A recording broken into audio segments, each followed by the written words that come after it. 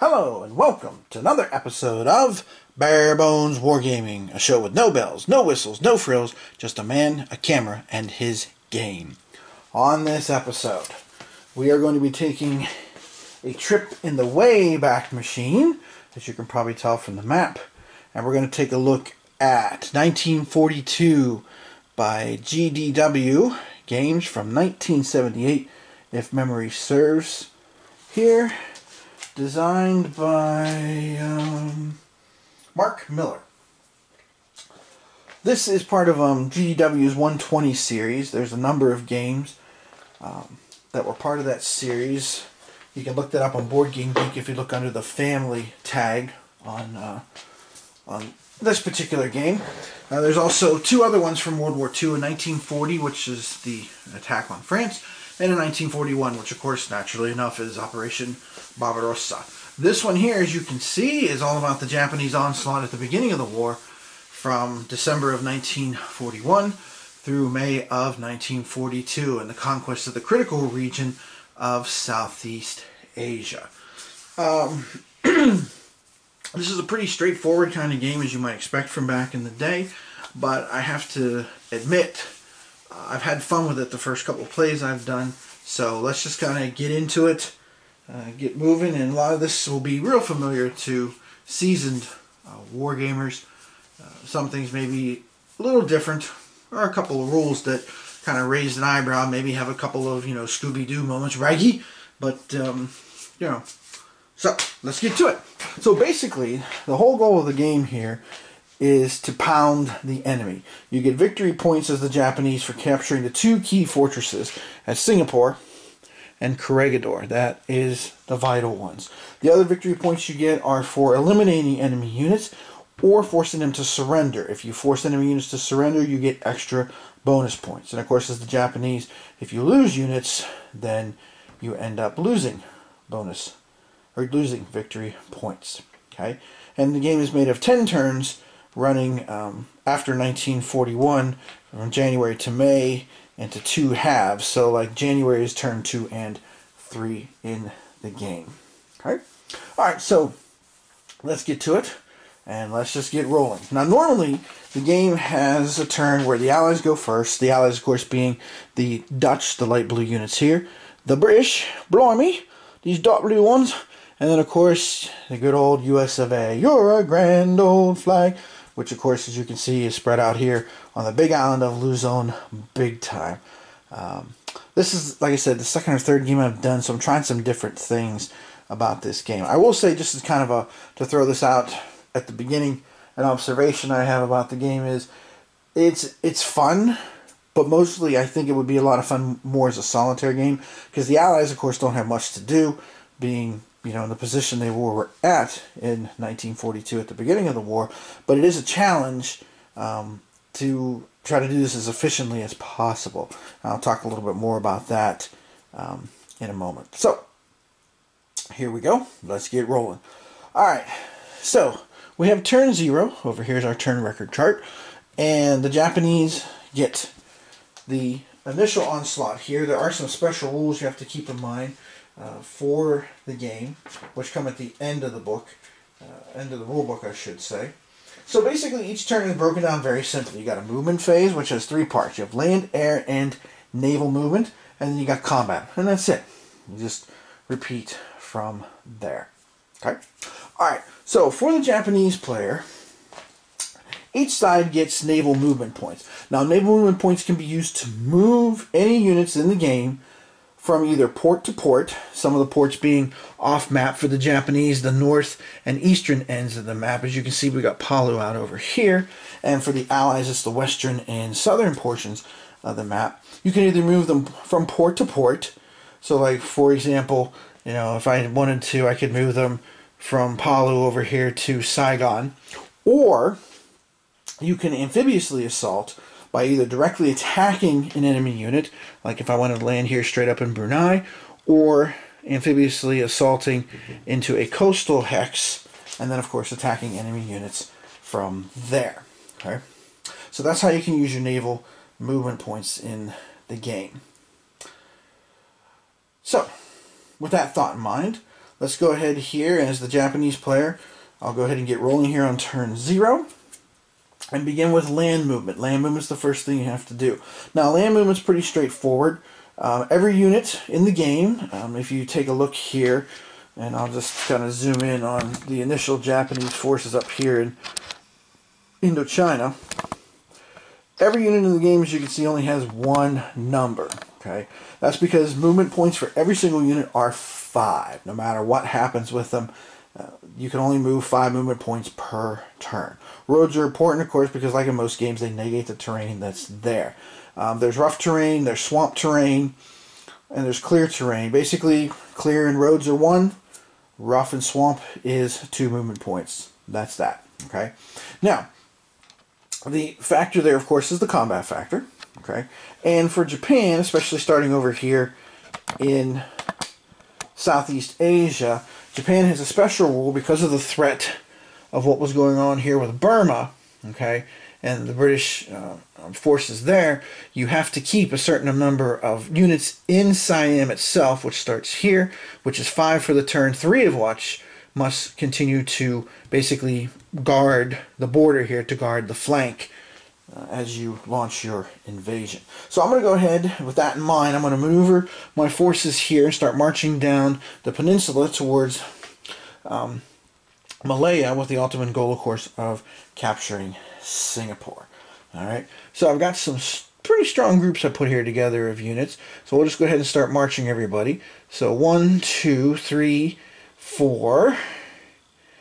And I'm going to move these guys here 5. I'm going to leave this artillery unit behind because, again, I want them to guard the border there and maintain that presence that I need in Siam to basically keep control, keep conditions that are in the rules, so I don't lose the game. Okay, so here's a second stack here. So we're going to go 1, 2, 3, 4, and I'll probably have to stop there with those 3 guys, and then 5. I'll move that armored unit up to there with them. Whoops. Now, there's one thing about this game is they do have half-inch counters, which, you know, can be a little maddening as you try to maneuver them around. Okay, and then the last group of forces here, I'm going to move 1, 2, 3, 4, and then again, I'm going to peel off 1 unit, 5, that I'm going to use basically for garrison duties for those 3. Okay, that's the plan here. Now, you see this, there are air units in the game. Air units are based in cities, okay, and basically at the cities they have an air umbrella that stretches out 4 hexes. Now those air umbrellas, and you can see here, Japan has one in Saigon. The British, I just stuck this one out in the ocean, but it's based in Singapore, just to, you know, remind myself that's what's there. Anything that comes within that 4 range radius, you can use your air support to give either a positive or negative die roll modifier to your forces. And for the purposes of naval movement, if you fall within that umbrella, then there is a chance that those air units can sink your naval transport points. Once you lose the transport points, they are gone. So you do kind of have to do a little bit of record keeping in this game. I've chosen to do my record keeping by using dice, because the Japanese begin with 16 naval movement points at the beginning of the game. So I'm just going to use this 20-sided die to mark that. Okay, but there is a little bit of, you know, like I said, some record keeping that you may have to do, and I'll show you some things I've decided to do in terms of keeping track of what's going on in the game. Okay, so there's my land movement. That's basically all the land movement I'm going to do this turn. I'm not interested in doing any other land movement, so that's going to be that over there as I move towards the peninsula there, the Malay Peninsula in Southeast Asia. Okay, so now that I've got those guys on the move, now we move on to the next part, which is air movement. Now, during the air movement segment, you have a couple of options here. Basically, air movement is moving your units from base to base. So, for example, I can move this Japanese air unit in Saigon up to 8 spaces away to a friendly air base. So, when we capture some of these places down here, I'll be able to go 1, 2, 3, 4, 5, 6, 7 and come down here and rebase. Now, you can do that freely, and then you can still use the unit. It can still have its air umbrella active. However, If you choose to stage more than once, which you can do, you basically can do it like links in a chain. You can move up to 8 hexes to one friendly airbase and then continue on to another friendly airbase. Then that unit becomes unavailable for, I believe it's 1 turn, if I remember correctly here, in moving along. Okay, if you choose to do that with that. So, and you just put it on the turn record chart. Okay. So that's pretty basic as far as air movement goes. Basically, you don't have to move air units unless an enemy unit comes into your hex, or you decide you want to, relocate them, stage them, if you will, to use some other examples from other games how to do that. One thing too about the rules, I will say, you have to kind of look for things at times. Like, for example, the numbers that are on the different city spaces, you really don't come across that until the last page of the rulebook, when it talks about under special rules, open cities. So you kind of have to be aware of that. You kind of have to hunt and peck here a little bit for some of the rules, so bear that in mind. Now, up here above the Philippines, you can see there is a Japanese air unit there. And that Japanese air unit is considered to be at a base off the map. It can project 4 hexes of its air umbrella down. So I'm just leaving it there to remind myself that I can use it as air support for combat as I try to attack the Philippines, which we're going to get to here in just a minute. Okay, so now that we got the air and land units moved, now we're going to go ahead and start with the naval units. Now, naval units, basically, units take 1 naval transport point to move. And again, if you move from port to port, it costs 1. If you move from a port to a coastal hex, then it will cost you an extra point to do so. Okay? So, and you have to basically amphibiously assault. That's critical with the zones of control with units, because interestingly enough, in this game, zones of control from units like this one here in Brunei actually extend into the sea hexes here. So when you're doing your naval movement transport, you have to keep that in mind, because once you enter a zone of control in this game, you have to stop. Now, you can enter one with naval movement. Like if I was sailing down the coast here, I could stop here to amphibiously assault, but that's it. You can't, you're done. That's it. Okay? So you kind of have to bear that in mind. All right?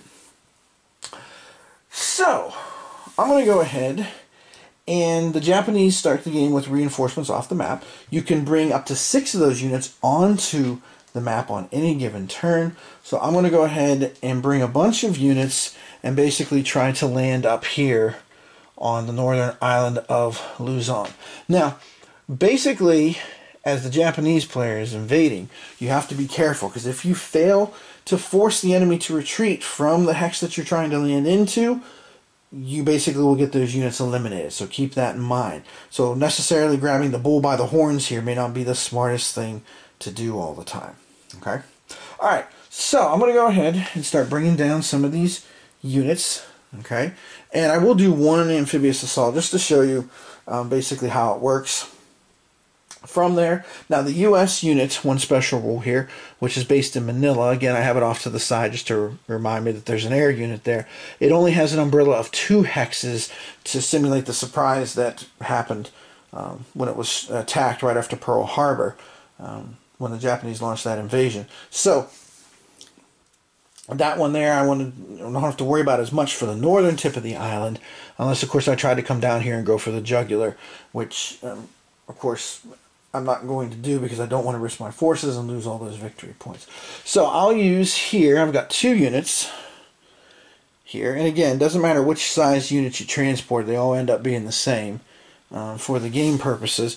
So that will cost me 4 of my 16 points. That will take me down to 12, and I will bring them in again from any northern hex edge here, and what I'm going to do is I'm going to go ahead and bring them into here, and I'm going to target this hex to amphibiously assault. I'm going to take 2 other units, so that will take me down. That's another 4 points. So 12 minus 4 is 8. And I'm actually going to land them right here. Let me just zoom in so I can show you what I'm up to here.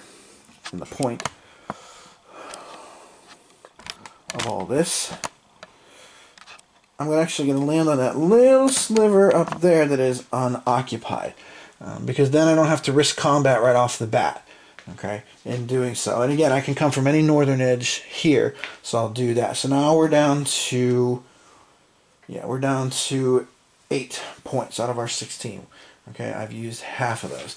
And then I'm going to go ahead and enter these two guys from here and bring them off here. Again, I have to stop as soon as I come into that zone of control. And I'm going to go ahead and launch an attack into this hex here. Okay, so I brought 6 in. 6 times 2, that is 12. So I have 4 points left to play around with. Now the question is, where do I want to use those 4 points?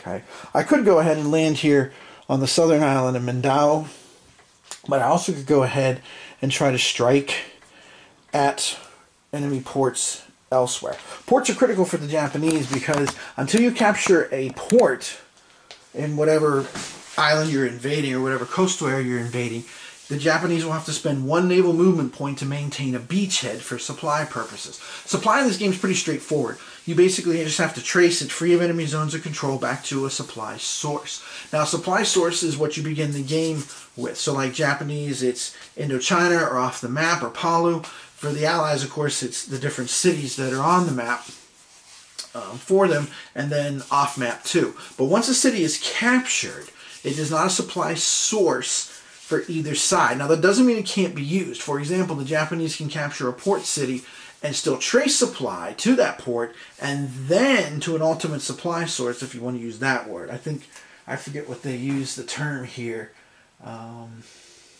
Supply point is what they use for the term here, but that's the idea behind it. So you can't just trace to that new port that you captured. You have to be able to trace from that port all the way back to a final supply source, or an ultimate supply source, if you will. Okay? So, key little nuance there that, you know, the first time I was kind of working with this, I was like, wait a minute, you can't use it as a supply source, but the Japanese don't have to spend their naval movement point after they capture it. Well, that's because you can trace the supply there, but then you have to trace it further. And again, it just has to be free of enemy zones of control. That's it to worry about there. Okay? So, what I think I'll do is, because I want to get started here, and what I also want to do eventually is capture some area down here so I can stage the Japanese air unit here and have it assist with attacking in Singapore eventually. Which, by the way, hidden again back in the rules under the combat results chart is the siege and attrition rules for fortresses. Once you get a friendly unit touching every land space around there, you do a siege die roll for every single turn. That's not clear in the combat results, so you kind of have to watch that. It's hidden, again, it's hidden back at the back, basically where the errata is, in essence, is where it's at. Okay, so I got 4 points left. So what I think I will do with those 4 points is I will go ahead and I'm going to, you know what, actually, I think I'll come, well, I do want that, though. Okay, let's do this. Let's take 2 of the 4 supply points, and we'll bring this 1 regiment down. Now, again, I have to be careful how I trace this, because the British air unit goes 1, 2, 3, 4 out. So 1, 2, 3, 4 into there. So I don't want to go into that space there. So let's go this way. We'll trail down here, la, la, la, out of range, and we'll land on this coastal space here. Boom. Now, I landed on the coastal space again because an empty city, if you look here, and I'll show you where I landed here. If you look carefully there, you can see there's a number 1 under Kuching, and that has to do with combat. If you don't have any units in there, cities do have an intrinsic value, okay, for defensive purposes. All right. Most of the time, especially with the cities that have 1, it's pretty easy to overwhelm as the Japanese. Some of the stronger ones, okay, like when you get down here to Java, that have values of 2 on them, that's a little trickier, okay, to do. But again, I want to try and capture these ports here because I want to stage those air units and use those air units to help with my Malaya campaign, which, you know, really, when you think about it, the 2 toughest nuts to crack here really are Singapore and Corregidor. The rest of this will just be mopping up these islands for the most part once you get the big dogs silenced, if you will. Okay, so I've got 2 points left. And let's see. I think what I'll do with my other 2 points is we're going to come over here to Palu. And I'm going to take one of these regiments, and we'll go ahead and slide these guys along, and I'll land them there. And again, I'm just going to do some combats just to show you, how the combat results work and stuff. And I'm going to get rid of that 20-sided die, because after turn 1, the Japanese only get 12 naval movement points. So I'll use the red one to record how many total I have, just in case they're attacked by airstrikes with air umbrellas, and I lose those transport points. And then I'll be using this green die to show how many I've used each turn. Although that's pretty straightforward, to be honest about it all. Okay?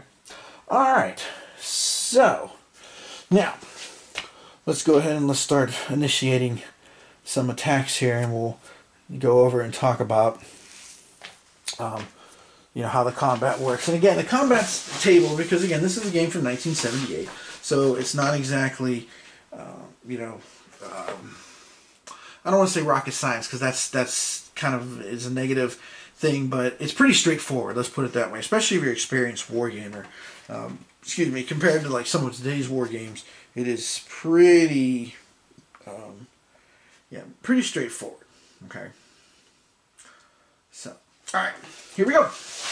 So now that we've done our naval movement, now that we did our land unit, we did our air, which I didn't do any of, now we have our naval movement. Now we will do our amphibious assaults and do our attacks at this point in time.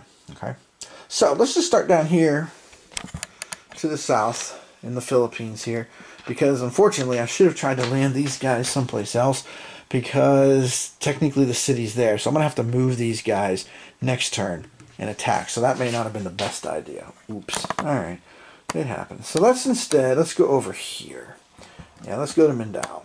Okay, and we'll go down here to the bottom. Alright, so we've got 7-4, which is basically 1-1. So I probably should have attacked with a little stronger force. Okay, but it's not directly an amphibious assault, because I did manage to land on this little sliver of land here, this little peninsula to the south of it. Now, amphibious assaults get a -1 modifier to the die roll right off the bat as well. And again, I'm not pretending this is an optimal opening move. I'm just showing you how the combat works for the purposes of this demonstration. So, I'm going to roll it, and it is a 1-1 attack with a 3. Uh-oh, that's not good. So, attacker has to retreat, which means I have no place to retreat. I can't do it. I can't. Well, actually, no, that's not entirely true. Here's something else where it gets a little wonky. Okay, so let me just read it to you, because it's that interesting.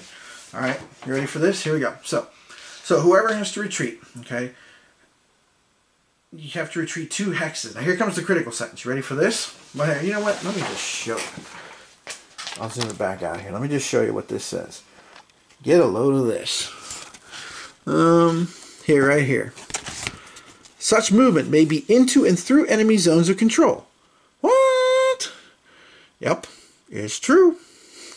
So, I can't retreat those guys up the peninsula in the Philippines. So even though we got repulsed there, because I landed on that coastal space, I can go ahead and retreat 2 hexes and basically slide up here, and I can go through zones of control. So, yeah. And again, it has to be 2 hexes away from its current hex. Well, that's 2 hexes away from the hex I just landed on. So strictly speaking, I'm following with the rules. And again, this is why it's not the best idea to maybe land elsewhere and try to grab the bull by the horn, so to speak. It's better to land on a piece of land and then attack afterwards. Okay, so even if things go sour, if they go south, which kind of did right there, then you have some place to go. So that's a little different. Yes, you can retreat through enemy zones of control without any kind of punishment, if you will. So yeah, that's it's a little wonky, but that's the way it goes. Okay, all right. So that assault was just fine. That was just peachy. So let me go up here now to the big island. Okay, and again, the nice thing here with the air umbrella is, with this air unit I have stationed here, all these units that I'm about to attack here, all these spaces will get the +1 modifier for the air unit, because so long as you fall under the air umbrella, you'll be able to do that. So here I'm going to attack into here. In zones of control, you don't have to attack everybody that's in your zone of control. Attacking is voluntary. Okay, so I've got 18 to 3. That's 6 to 1 with a +1. Now notice I didn't adjust the modifier even though it's rough terrain, because here's another surprise. Terrain has no effect on combat. Let me say that again, just let that sink in. Terrain has no effect on combat. Yep, you heard it right. So, yeah, get a load of that one too. Alright, so 6 to 1 with a +1. That's a 4. But it's only defender eliminated. I wanted the coveted defender surrenders. Bogus. So these guys do land on the island, which is good, but I will have to maintain them. And they're only eliminated, so they don't count for as many victory points as they were if they had surrendered. Now these guys here, I've got 14 to 3, which will be 4 to 1, with, again, a +1 modifier. And again, the U.S. air unit in Manila is too far south to affect that, because remember, everyone has an air umbrella of 2 at the beginning of the game. Okay, so 4 to 1 with a 4 is defender disrupted. Okay, now here's another little record keeping that's going to be a bit of a problem, okay, at times. So when defender is disrupted, they have to retreat 2 hexes, they get flipped, and they remain that way until the end of the following turn that they had it happen. So for example, since this happened on turn 0 of the Japanese, these guys will remain disrupted until the end of the Japanese turn on turn 1. Okay, so what I did and decided to do with this, because flipping all these guys over would be difficult for record keeping, I'm going to retreat these guys 2 hexes first. So we'll send them down here, and I put a die. I'm using blue dice for the Allies and red dice for the Japanese. So that tells me at the end of turn 1, oh wait, whoops, at the end of turn 1 for the Japanese, so that should be a red one, that is when those guys will get flipped. And whenever you're disrupted, you can't attack. You can only move 2 spaces, or you only have 2 movement points, I should say. Let me rephrase that again. And yeah, your defense, your combat factor is halved in defense. So no attack, 2 movement points, and halved in defense. And I can go ahead and advance after combat. That's pretty much a standard rule. And then here again, 18 to 3 is 6 to 1 with +1. That's a 6. Yeah, this time they surrendered. That's worth more victory points in the long run. Alright, so I got myself a nice foothold up there. And for my purposes, for keeping track of surrendered and eliminated, I just went ahead and made 2 cups. And the cup with the black pawn is the surrendered, the ignominy, blah. Tongue's not working tonight. The ignominy, okay. The shame, there we go, I'm just going to go with that. The shame of surrender. So, that's that. So, northern part of the Philippines, I've successfully landed. It's under control, and I'm working on trying to move down here towards getting some ports so I can get the air umbrella down there to deal with Singapore. Okay, so, and again, there may be better opening moves and stuff. And that's one thing I do like about this game is, first, from a solo perspective, is you could try different strategies. You could try different things and wait on certain things if you wanted to. You can kind of play with the air bases and such. There is Japanese naval air units. I didn't use them here in this example of this opening turn, but there is that option to do that sort of thing as well. So, and the other thing is interesting about this is this game does a nice job of giving you a good appreciation of just how skillful the Japanese assault was in this area of the world at the beginning of the war, because sometimes I think it kind of comes across as being something that was a cakewalk, and it wasn't exactly a cakewalk. It really did take some serious skill and planning and timing on the part of the Japanese to successfully handle the situation. Okay. Last thing we have to do here with the Japanese is Hong Kong. Now, Hong Kong is actually off the northern edge of the map up here, and there's a special rule for it. Okay.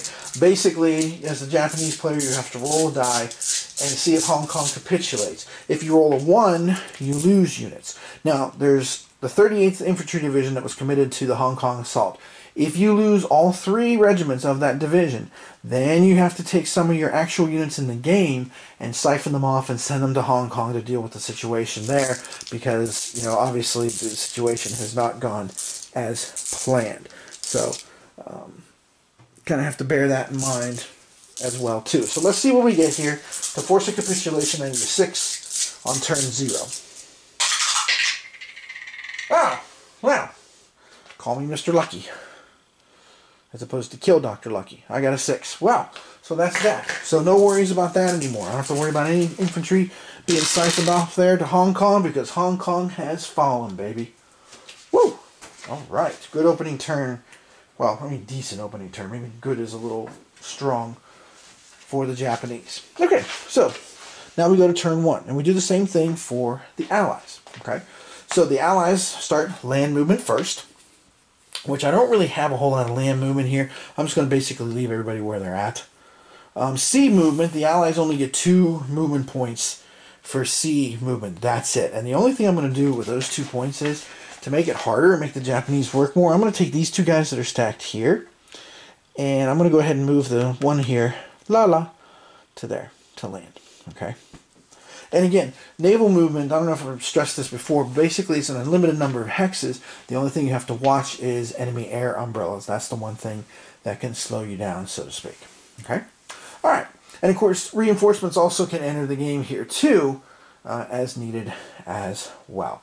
So, we'll go through the Japanese turn 2, where they only have 12 naval movement points, and then we'll go ahead and just kind of wrap it up with some final thoughts. Because, again, this is a pretty straightforward game, but, you know, it's been enjoyable enough that I'm leaning towards trying to pick up 1941, partly because, as you all know, I'm very much into the Eastern Front as well as the Pacific Theater. So I'd like to do that. And getting this, which I got this for a reasonable price, has kind of encouraged me to do that, because again, it is just kind of fun, quick, easy game. But again, it does. This one does a nice job of simulating the problems and the issues by trying to do this efficiently and quickly as the Japanese. So, all right, so let's go ahead here, and I have to do my land movement first. Okay, and starting on turn 2, remember I have to keep 5 Japanese units in Siam, 3 of which must touch the border with Burma. Doesn't matter where, they just have to touch the border. Alright, so we'll come down to here. We'll go 1, 2, 3. Bring those guys into there. 1, 2, 3, 4. Because I'm basically going to hammer those guys. And then 1, 2, 3, 4. And I'll bring... can I bring both of those? No, just 1. Stacking limit, by the way, in this game is 4. 4 infantry units of any type in the hex. Okay, each city can base 1 air unit. That's it. And then, of course, remember down here, I'm going to swing these guys down so I can go ahead and strike at this port here, because I want to start to pick up these air bases to get that Japanese air unit to stage down here, so that I can use it as I begin to deal with the situation there. So that's all my land movement. I'm done with that. Air movement, I'm not going to move any air units yet, because I want to keep this one off map up here, because to help me in the Philippines. This guy here, I really don't have any place to stage him to yet. Okay, so I kind of have to wait until I get one of these to further get him someplace useful as well. Alright, now remember, I can bring 6 units in off the edge of the map if I wish. So, let's see.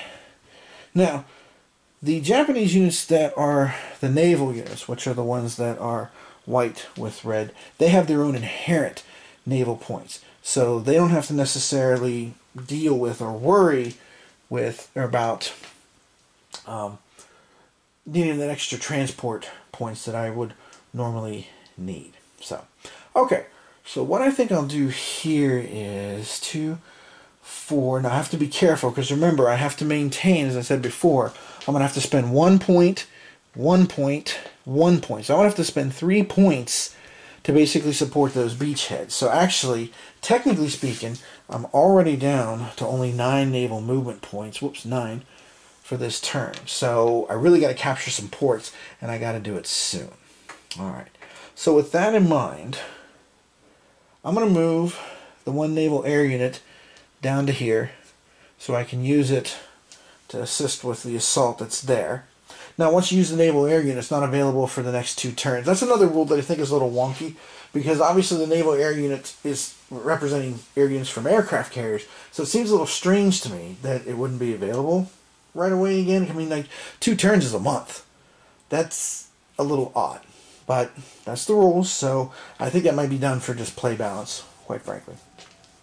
So we'll move those guys there. Again, they have their own inherent naval movement point, so I don't have to worry about doing that.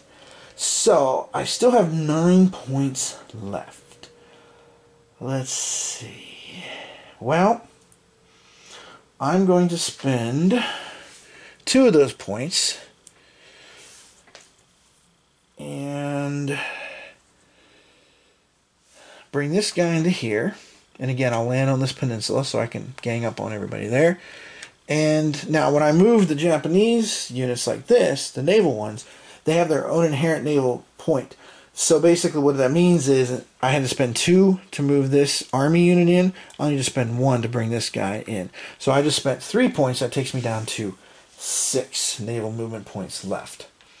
Alright, now the other 6 points. Let's see what to do with the other 6 points. Well, that's a good question. I have to watch the air umbrella. So going through here is just not going to work out so well right now. So what I think I'll do is I'll take 4 of those points. And again, I mean, I'm not pretending this is the optimal way to do things and stuff. I'm just doing this for demonstration purposes. I'm going to come down here to stay away from the U.S. air unit. 1, 2, 3, 4 hexes away. So I'm going to come through here, stay out of the range. Can't go into the shaded area, by the way. It's a very shallow stretch of the South China Sea, so we have to stay away from that. I'm going to come into here, which 1, 2, 3, 4 still keeps me out of range. I'm going to swing around, and I'm going to go ahead and land these guys. Now remember, I got to swing out of here because zone of control goes into here, and I'm going to swing way out over here and land on this tip of this peninsula. Well, you know what? Screw it. I'm going to land here and just go for broke and invade. So there's 4 more points. I'm down to 2. So I got 2 points left. And with those last 2 points, let's see, 1, 2, 3, 4. You know what? With those last 2 points, I'm going to go ahead and take this unit here, again, just for demonstration purposes. And I'm going to bring it down through here.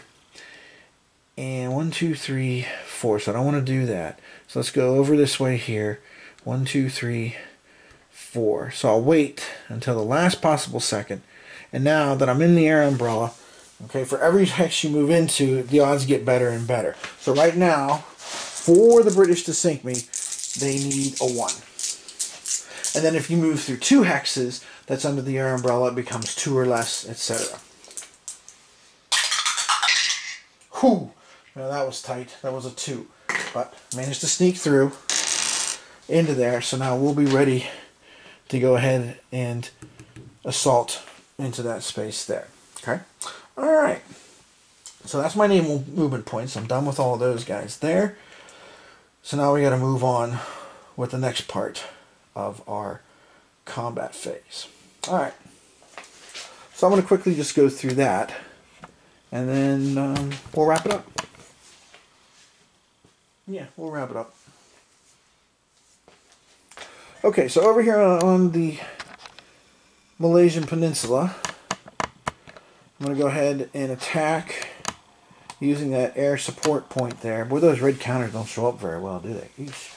Alright, so I've got 3 8s, that's 24. And then I've got 24 and 21 is 43, right? Yeah, 43, 47. So I've got 47 to 10. That's 4 to 1. And this naval air unit will give me +1. 1, 2, 3, 4. That's just out of range of the air umbrella in Singapore. So 4 to 1 +1. Oops. I missed. 4 to 1 of 5. Well, good news and bad news. Good news is those guys are eliminated. and I can advance after combat, crossing the border in. Oh, I did forget to nudge this guy over to the border. Whoops! Nobody saw that, right? So I meant to nudge him over to the border, so I had 3 on the border. I forgot about him and my enthusiasm. Moral of the story? Moral of the story is you didn't see that. It was off camera. That's what the moral of that story is. So, I guess the other moral of the story is when you make little flubs like that you know you intended to do, you know, you can make adjustments playing solitaire. Of course, if this was a 2-player game, that'd be the kind of thing you pounce on as the allied player and be like, whoa, hold the phone. You have problems. I forget. Just out of curiosity, let's look at the rule and see what's the quote-unquote punishment. Let's see. Here we go. Let's see.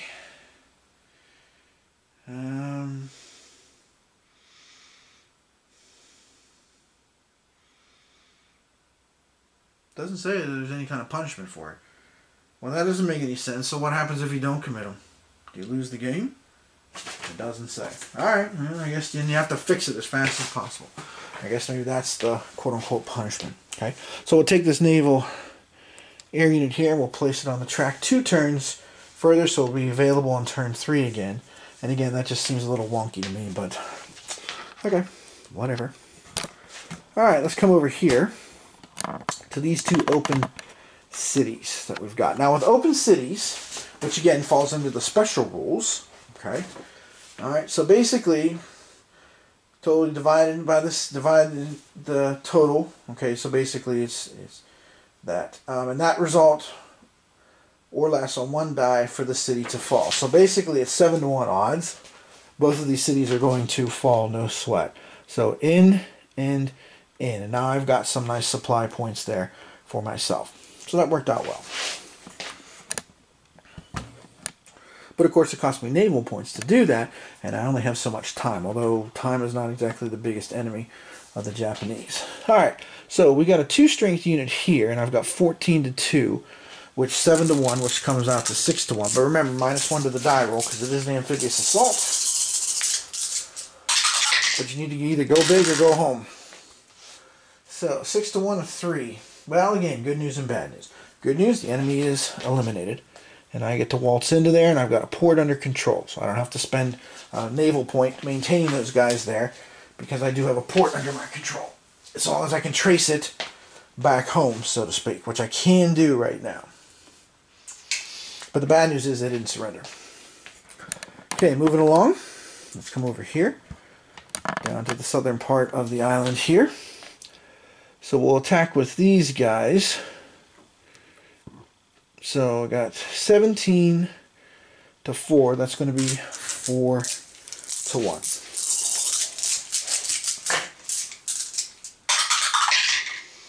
Ooh, that's better. 4-to-1 with a 6. Oh, but at 4-to-1 odds, it's still only defender eliminated. Ah, shoot. But the good news is, again, capturing that, I don't have to spend my time dealing with it in terms of spending a naval movement point, or a naval point, because I now have a port and can maintain that there. Just checking one thing here real quick.